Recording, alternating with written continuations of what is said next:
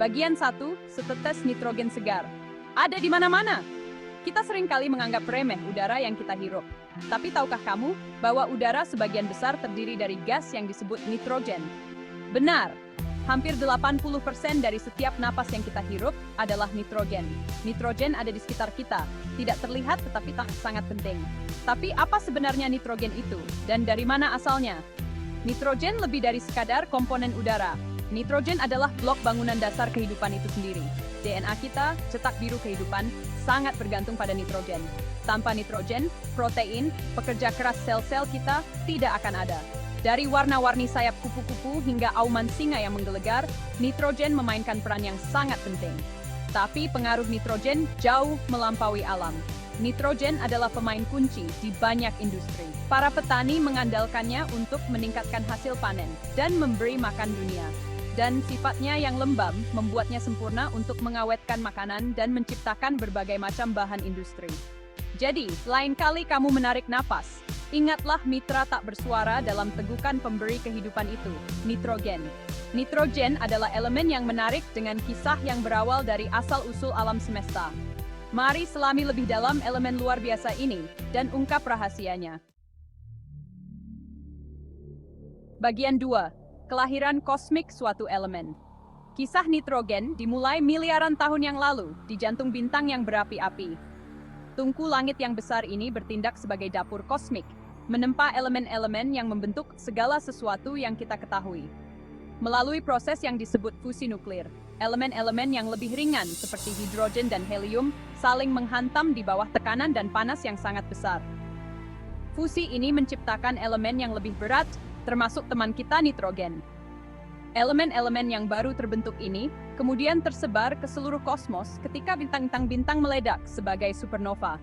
Ini adalah proses yang dramatis dan hebat, tetapi penting untuk kehidupan seperti yang kita kenal. Seiring waktu, elemen-elemen yang tersebar ini bersatu membentuk planet, termasuk bumi kita. Atmosfer bumi purba sangat berbeda dengan yang kita hirup saat ini. Hanya melalui kerja mikroorganisme awal nitrogen menjadi komponen penting dari udara kita. Bentuk kehidupan kecil ini mengembangkan kemampuan untuk mengubah nitrogen atmosfer menjadi bentuk yang dapat digunakan oleh tumbuhan dan hewan. Proses ini, yang dikenal sebagai fiksasi nitrogen, masih penting untuk kehidupan saat ini. Ini adalah contoh luar biasa tentang bagaimana kehidupan di bumi telah membentuk lingkungannya. Bagian 3, nitrogen, elemen penting kehidupan dan industri. Pentingnya nitrogen bagi kehidupan tidak dapat dilebih-lebihkan. Nitrogen adalah komponen penting asam amino, blok bangunan protein.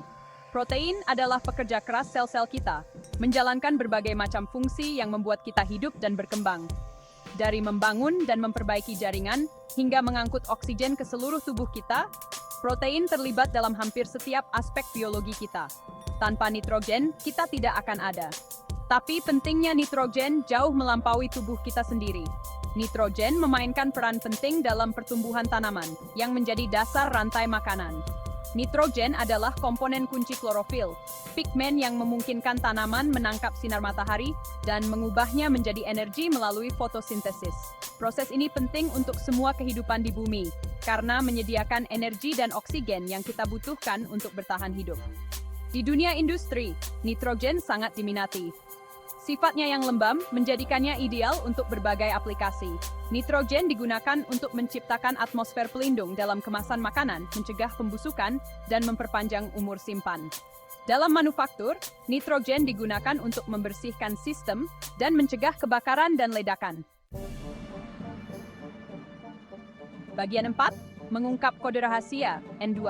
Jadi, apa sebenarnya nitrogen itu? Secara kimiawi, simbol kimianya N melambangkan atom nitrogen tunggal. Namun, nitrogen jarang ditemukan dalam keadaan tunggal ini. Sebaliknya, nitrogen lebih suka berpasangan, membentuk molekul diatomik N2. Nitrogen molekuler ini, yang terdiri dari dua atom nitrogen yang terikat erat, adalah bentuk nitrogen yang paling umum di bumi. Kedua atom berbagi elektron dalam ikatan rangkap 3. Ikatan yang sangat kuat yang membuat gas nitrogen sangat stabil dan tidak reaktif. Stabilitas inilah yang menyebabkan gas nitrogen begitu melimpah di atmosfer kita. Nitrogen tidak mudah bereaksi dengan unsur lain, sehingga cenderung bertahan. Tapi stabilitas ini juga menghadirkan tantangan. Meskipun gas nitrogen berlimpah, gas ini tidak dapat langsung digunakan oleh sebagian besar organisme. Tumbuhan dan hewan membutuhkan nitrogen dalam bentuk tetap, artinya nitrogen perlu diubah secara kimia menjadi senyawa seperti nitrat atau amonia. Bagian 5 dari udara ke industri, pembuatan nitrogen. Mengingat kelimpahannya di atmosfer, kamu mungkin berpikir memperoleh nitrogen murni itu mudah.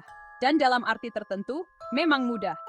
Prosesnya, yang dikenal sebagai distilasi fraksional, memanfaatkan perbedaan titik didih gas di udara.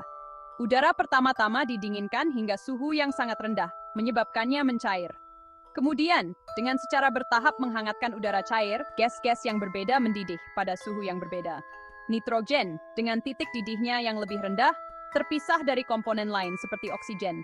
Produksi nitrogen industri adalah usaha skala besar, dengan pabrik-pabrik di seluruh dunia memproduksi bertonton gas berharga ini setiap hari. Proses Haber-Bosch, metode untuk mengubah nitrogen atmosfer menjadi amonia, merevolusi pertanian dengan memungkinkan produksi pupuk sintetis. Meskipun proses ini tidak diragukan lagi telah menguntungkan umat manusia dengan meningkatkan produksi pangan, penting juga untuk mempertimbangkan dampak lingkungannya. Produksi dan penggunaan pupuk nitrogen dapat berkontribusi terhadap pencemaran air dan emisi gas rumah kaca.